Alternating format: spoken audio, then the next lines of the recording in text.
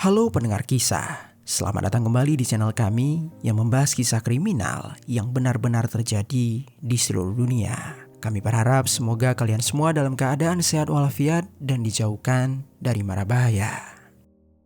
Pada kisah kali ini, kami akan membahas sebuah tragedi yang sempat mengguncang masyarakat Myanmar pada bulan Oktober kemarin. Yang mana para pejalan kaki di kota Yangon secara beramai-ramai melihat sebuah benda yang menggantung secara janggal di jendela sebuah hotel.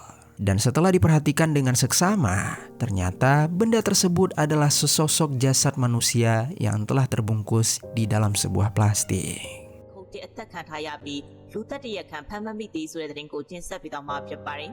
Siapakah sosok yang menjadi korban mengenaskan itu dan siapakah yang tega melakukan hal keji itu kepadanya? Jadi beginilah kisah di baliknya. Hari Senin tanggal 6 Oktober tahun 2025, tepatnya di pagi hari, kota Yangon di Myanmar sudah dipenuhi hiruk-pikuk khas kota besar yang dulu pernah menjadi ibu kota negara tersebut. Lalu lintas mulai merayap, pedagang kaki lima memanggil pembeli dan suara motor memenuhi udara seperti irama rutin setiap hari Senin tiba. Di tengah kehidupan yang berjalan normal tersebut, tak ada yang menduga bahwa suatu hal yang mengerikan sedang menunggu waktu untuk ditemukan. Di lantai 5 di sebuah hotel yang bernama 32 Beautyland Hotel, keheningan yang aneh menyelimuti kamar 502. Dari luar pintu kamar tersebut tampak seperti ruangan biasa tempat wisatawan datang dan pergi. Tidak ada yang menimbulkan sebuah kecurigaan. Namun pada pagi itu sesuatu di bagian luar bangunan mengganggu pandangan para pejalan kaki yang ada di bawahnya. Di antara dua unit saluran pembuangan AC yang menempel di dinding luar hotel, terlihat sebuah kantong plastik biru besar yang tersangkut di atas pijakan sempit tepat di luar jendela kamar. Kantong itu tidak disembunyikan, justru menggantung jelas, menggelembung, kaku, dan berbentuk aneh. Sehingga langsung membuat siapapun yang melihatnya merasa ada yang janggal. Warga yang melintas di kawasan Pabedan Township menghentikan langkah mereka. Bentuk kantong tersebut terlalu besar untuk sekedar sampah. Menurut beberapa saksi, salah satu bagian kantong tampak memperlihatkan sesuatu yang mirip dengan lengan manusia. Dalam waktu singkat, rasa penasaran berubah menjadi keresahan. Orang-orang mulai menunjuk ke arah lantai 5 dan kerumunan kecil terbentuk di trotoar. Di dalam hotel tersebut, staf yang melakukan pemeriksaan rutin juga melihat kantong yang mencurigakan itu. Mereka tidak tahu apakah penemuan tersebut berasal dari laporan warga atau dari pengamatan mereka sendiri. Tetapi segera saja semuanya menyadari kalau ini bukan sekedar sampah yang diletakkan sembarangan. Telepon darurat mulai berdenting. Secara bersamaan, laporan masuk kepada pihak kepolisian dari para warga dan pegawai hotel. Sekitar pukul 10:20 pagi hari, petugas di Pabedan Township Police Station tiba di sana. Beberapa menit kemudian, unit investigasi kriminal pun juga menyusul. Lantai 5 langsung disterilkan, akses ditutup, dan tidak seorang pun diizinkan mendekat ketika penyidik mulai memeriksa kantong itu. Ketika mereka berhati-hati membuka plastik biru tersebut, mimpi buruk itu akhirnya terungkap. Di dalamnya terdapat tubuh seorang perempuan muda. Para petugas pun terdiam. Apa yang terbentang di hadapan mereka tergambarkan sebagai salah satu TKP paling brutal yang pernah terjadi di kota Yangon dalam beberapa tahun terakhir. Tubuh korban penuh dengan luka tusukan yang dalam dan berulang. Pakaiannya telah dibasahi oleh cairan merah. Namun yang membuat para penyidik terdiam ngeri adalah tindakan pemisahan tubuh yang dilakukan dengan cara disengaja. Beberapa organ dalam telah hilang dan sebagian daging di paha kiri telah dipisahkan secara bersih, seperti dilakukan dengan perhitungan, bukan suatu emosi.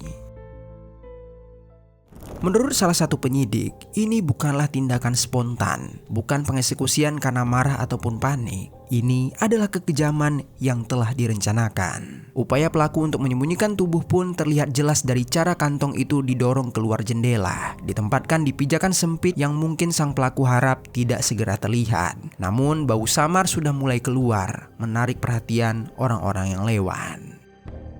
Ketika penyidik masuk ke kamar 502, gambaran mengerikan itu semakin lengkap. Cairan merah menodai lantai dan sebagian dinding menandakan adanya pergerakan atau perlawanan. Jejak seretan menuju balkon menunjukkan bahwa tubuh korban kemungkinan ditarik sebelum dimasukkan ke dalam plastik. Di kamar mandi adanya tanda-tanda upaya pembersihan, air mengalir di lantai dan noda yang tampak seperti sempat dicoba untuk dihilangkan. Namun jumlah cairan merah yang begitu banyak membuat setiap usaha menutupi kejahatan mustahil berhasil. Lalu yang paling mengganggu bagi para penyidik adalah pola kekerasannya. Terencana, presisi, dan dilakukan dengan tujuan tertentu. Seolah-olah pelaku telah membayangkan atau mempelajari tindakan itu jauh sebelum malam kejadian. Tak lama kemudian, identitas korban pun berhasil dipastikan melalui barang pribadi dan data digital. Perempuan itu bernama Masu Myat-win, berusia 23 tahun, berasal dari wilayah Natalin Township. Dia datang ke kota Yangon seperti banyaknya anak muda yang lain dari pedesaan Myanmar yang mencari kesempatan, kemandirian, dan masa depan yang lebih baik. Setelah identitas korban dipastikan sebagai Masu Myat-win, fokus penyelidikan pun segera beralih pada satu pertanyaan besar, yaitu siapa yang melakukan ini dan bagaimana mereka bisa masuk ke kamar itu tanpa diketahui. Waktu terus berjalan dan setiap menit terasa penting. Para petugas mulai memeriksa staf hotel satu persatu. Sebagian besar mengaku tidak melihat hal mencurigakan pada malam sebelum penemuan. Rutinitas hotel berjalan seperti biasanya, tanpa suara gaduh atau laporan dari tamu lain. Namun beberapa staf akhirnya mengungkapkan bahwa mereka sempat melihat seorang pria muda bersama seorang perempuan muda memasuki kamar 502 pada malam sebelumnya. Keduanya tampak seperti pasangan biasa yang sedang melakukan check-in. Tidak ada perilaku yang menimbulkan kecurigaan. Walaupun rekaman CCTV hotel cukup terbatas, apa yang berhasil ditangkap oleh kamera terbukti sangat penting. Dalam rekaman itu, pada malam tanggal 5 Oktober tahun 2025, terlihat Masu Myat-win masuk ke lobi hotel bersama seorang pria muda. Mereka tampak berjalan berdampingan, berbicara seperti dua orang yang sudah saling mengenal atau setidaknya telah sepakat untuk bertemu. Tak ada tanda bahaya, tak ada kegelisahan yang terlihat dari korban. Lalu beberapa jam setelahnya, rekaman CCTV lain memperlihatkan seorang perempuan muda datang sendirian ke hotel itu. Waktu kedatangannya menandakan bahwa pengeksekusian kemungkinan telah terjadi sebelum dia tiba. Yang lebih menguatkan kecurigaan polisi adalah tidak adanya rekaman yang menunjukkan Masu Myat-win keluar dari kamar tersebut.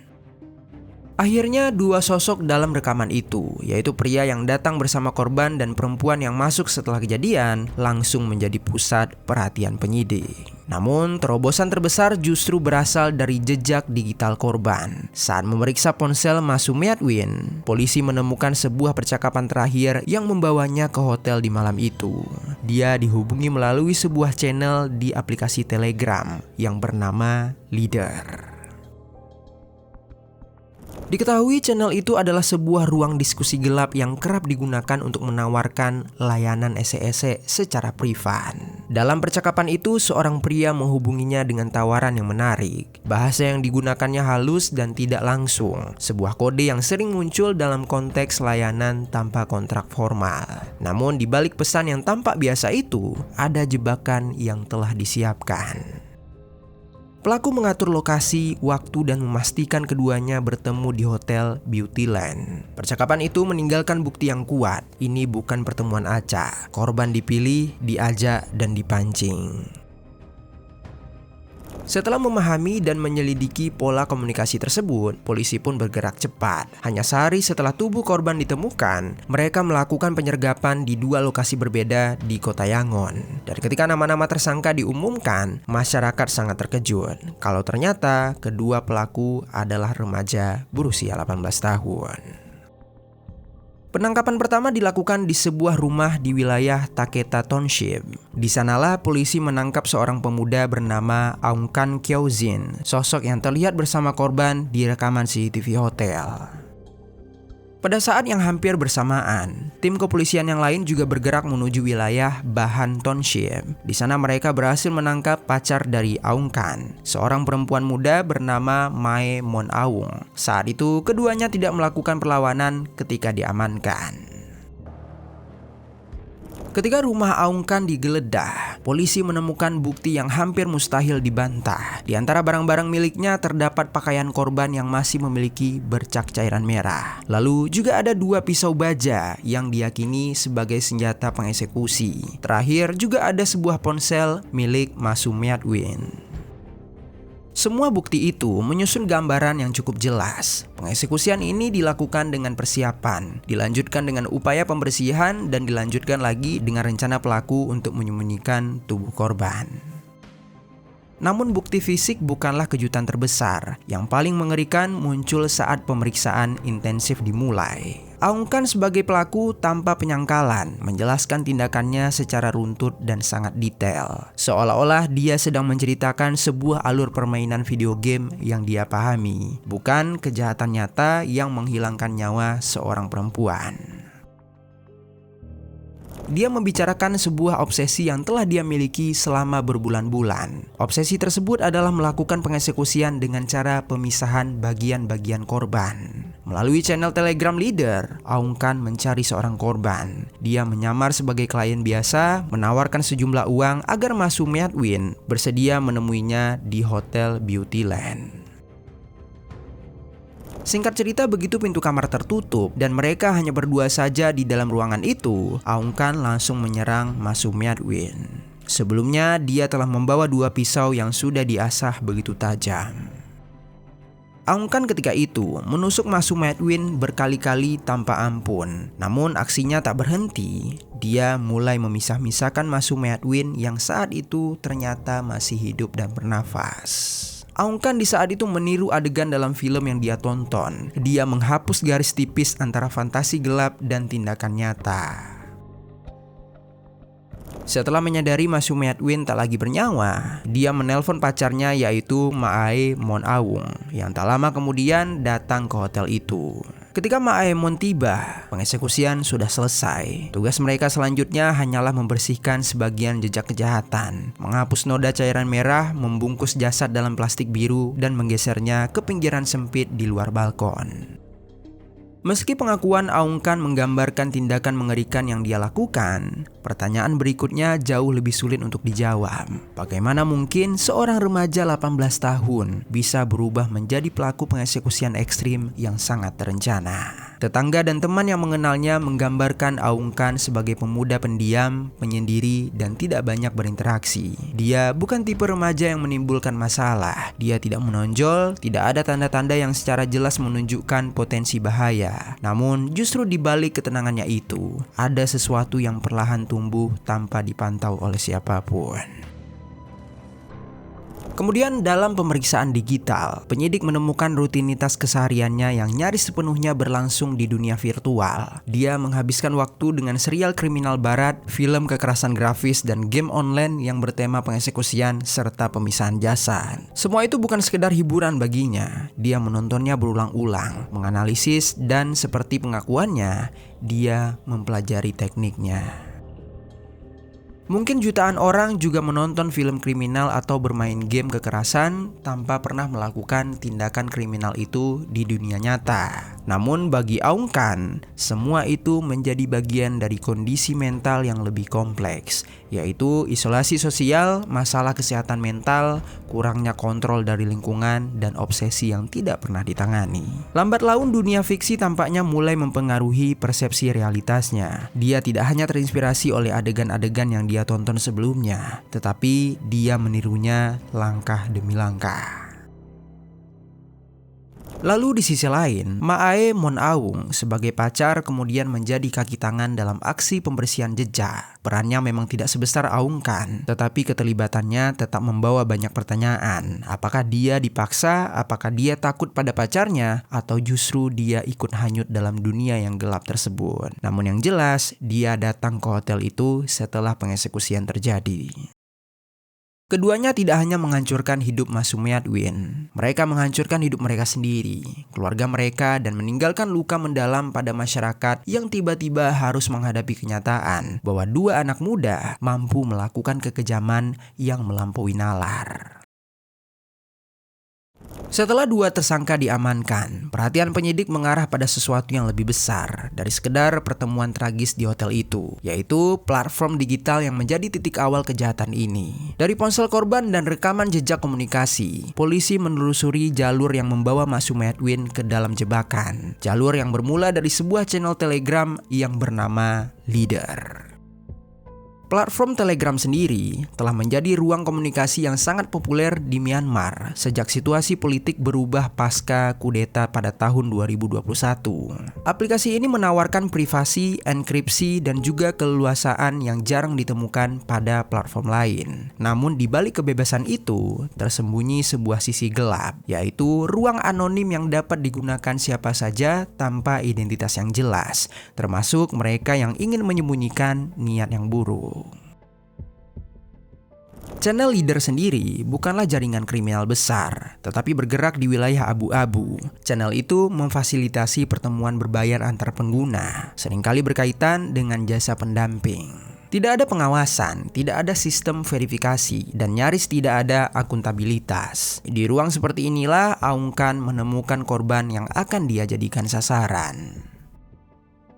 Aung Khan menghubungi Maksum Edwin melalui channel itu menggunakan identitas palsu. Dia menawarkan pembayaran, mengarahkan lokasi, dan menentukan waktu. Semua dilakukan tanpa menunjukkan wajah atau nama aslinya. Platform itu memberikan kemudahan untuk memilih target tanpa risiko segera terlacak. Maksum Edwin yang mencari pemasukan tambahan seperti banyak perempuan muda lainnya di kota besar, menerima tawaran itu tanpa tahu bahwa dia sedang berjalan menuju kematian. Penyidik kemudian menemukan bahwa channel semacam Leader bukanlah satu-satunya yang beroperasi bebas di Myanmar. Sejak tahun 2021, Telegram menjadi wadah bagi ratusan grup anonim yang digunakan untuk aktivitas ilegal, mulai dari penipuan, perdagangan manusia, eksploitasi, hingga doxing kelompok rentan. Laporan dari organisasi internasional dan juga aktivis digital menunjukkan bagaimana platform ini seringkali dibiarkan tanpa pengawasan. Sementara itu pengguna dengan mudah membuat channel baru setelah channel lama ditutup. Dalam konteks ini, kasus pengeksekusian Maksum Edwin menjadi contoh nyata betapa bahayanya ruang digital anonim ketika digunakan oleh seseorang dengan niat kriminal. Platform yang seharusnya melindungi privasi justru menjadi jembatan yang memungkinkan tindakan kekerasan dilakukan tanpa hambatan. Peran channel Leader tidak hanya menjadi bukti teknis dalam persidangan, dia juga menjadi simbol dari masalah yang lebih besar, yaitu kurangnya regulasi, minimnya kontrol, dan absennya perlindungan bagi perempuan yang rentan terhadap manipulasi di ruang daring. Selama channel anonim seperti ini tetap beroperasi bebas, potensi kejahatan serupa pasti akan selalu ada. Kasus ini akhirnya mendorong desakan publik kepada otoritas Myanmar untuk menata ulang pengawasan digital. Namun apakah perubahan akan benar-benar terjadi atau hanya menjadi diskusi yang sekali lewat? Penangkapan kedua pelaku mengguncang Myanmar. Publik tidak hanya terpukul oleh kebrutalan kejahatan ini, tetapi juga oleh usia para pelakunya yang masih 18 tahun. Mereka bukan kriminal berpengalaman, bukan bagian dari jaringan besar, melainkan dua pemuda yang seharusnya memulai hidup, bukan mengakhirinya. Berita mengenai pengeksekusian di Hotel Beautyland segera menyebar di seluruh negeri. Platform media sosial penuh dengan kemarahan, kesedihan, dan rasa takut. Banyak yang tidak mampu membayangkan bagaimana dua remaja dapat melakukan hal tersebut. Ketika penyidik mengungkapkan kalau pelaku terobsesi pada konten kekerasan di internet, timbullah perdebatan nasional mengenai peran media dalam bentuk perilaku remaja. Sebagian masyarakat menyalahkan mudahnya akses ke tayangan ekstrim, seperti video game bernuansa pengeksekusian dan film serial kriminal. Namun pihak lain juga menekankan kalau jutaan orang juga mengonsumsi konten serupa, tanpa pernah melakukan tindakan kriminal serupa. Sehingga faktor terbesar mungkin bukan pada medianya, melainkan kondisi psikologis dan lingkungan sosial yang tidak mendapatkan suatu perhatian. Kasus ini juga menyeret isu yang lebih luas, lemahnya dukungan kesehatan mental di negara Myanmar. Program konseling masih dipandang tabu, fasilitas psikologis minim, terutama bagi remaja yang mengalami isolasi, tekanan hidup di kota besar, atau gangguan mental awal yang tidak pernah didiagnosis. Di tengah perdebatan itu, sorotan berikutnya mengarah pada kegagalan keamanan hotel. Banyak yang bertanya bagaimana para remaja itu dapat menyewa tempat tersebut dengan membawa 2 buah pisau, lalu melakukan pengeksekusian dan menyembunyikan jasad di area terbuka tanpa dicurigai. Tidak ada pemeriksaan, tidak ada patroli lantai, dan tidak ada karyawan yang memperhatikan pergerakan mereka. Akhirnya setelah jasad Ma Sumiatwin ditemukan, 32 Beautyland Hotel resmi ditutup sementara. Pihak manajemen dipanggil untuk dimintai keterangan. Lokasi itu berubah menjadi titik duka, tempat orang-orang berkumpul, bukan untuk menginap, tapi untuk melihat ke arah balkon kecil yang menjadi saksi bisu dari kekejaman yang terjadi. Setelah bukti-bukti dikumpulkan dan kedua pelaku dilakukan penahanan, proses hukum terhadap Aung Khan Kyaozin dan juga Ma Ae Mon Aung memasuki fase resmi. Jaksa penuntut menetapkan dakwaan di bawah Section 302 dari Myanmar Penal Code, pasal yang mengatur tindakan pengeksekusian. Keduanya dibawa ke pengadilan regional Yangon, tempat persidangan berlangsung dengan pengawalan ketat karena perhatian publik terhadap kasus ini sangatlah besar. Penyelidikan ini disebutkan sebagai salah satu investigasi pengeksekusian paling komprehensif dalam sejarah terbaru Kota Yangon. Tim forensik bekerja menelusuri setiap jejak di kamar 502. Ahli digital memetakan riwayat komunikasi dari ponsel korban hingga perangkat para tersangka. Sementara penilaian psikologis dilakukan untuk memahami kondisi mental keduanya dan bagaimana obsesi terhadap konten kekerasan dapat berubah menjadi tindakan nyata. Namun persidangan tidak hanya menjadi upaya menilai kesalahan dua remaja saja. Hal itu juga menjadi cermin yang menunjukkan betapa rapuhnya perlindungan sosial yang ada. Di luar ruang pengadilan, keluarga Ma Sumiatwin berduka dalam diam. Mereka berasal dari daerah kecil di wilayah Bagu, jauh dari hiruk-pikuk kota besar. Mereka tidak pernah membayangkan bahwa putri mereka yang datang ke Yangon untuk mengejar masa depan justru menjadi korban tragedi yang begitu brutal. Nama Ma Sumiatwin kemudian menjadi simbol bagi banyak orang, simbol kurangnya perlindungan bagi perempuan muda, terutama mereka yang bekerja di sektor informal yang rentan dieksploitasi. Kasus ini juga memunculkan seruan mendesak dari organisasi masyarakat sipil mengenai perlunya pengawasan lebih ketat terhadap platform daring anonim. Banyak aktivis digital menyarankan reformasi kebijakan, kolaborasi lebih kuat antara aparat keamanan dengan platform seperti Telegram, dan juga adanya edukasi publik mengenai resiko interaksi di ruang private digital yang tidak terawasi.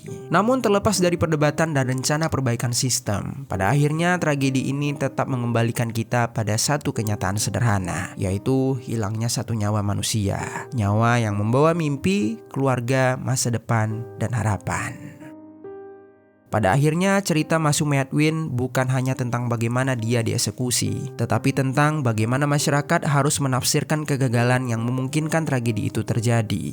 Sebuah seruan sunyi agar dunia lebih peka, lebih waspada, dan lebih melindungi mereka yang rentan. Dan selama keadilan berjalan di pengadilan, luka yang ditinggalkan oleh tragedi ini mungkin tidak akan pernah sepenuhnya hilang. Tetapi dengan mengenang kasus Ma Sumiatwin dengan mengambil pelajaran yang baiknya adalah langkah awal untuk memastikan kalau tragedi seperti ini tidak akan terulang lagi. Begitulah akhir dari kisah ini, semoga ada pelajaran baik yang dapat kita ambil.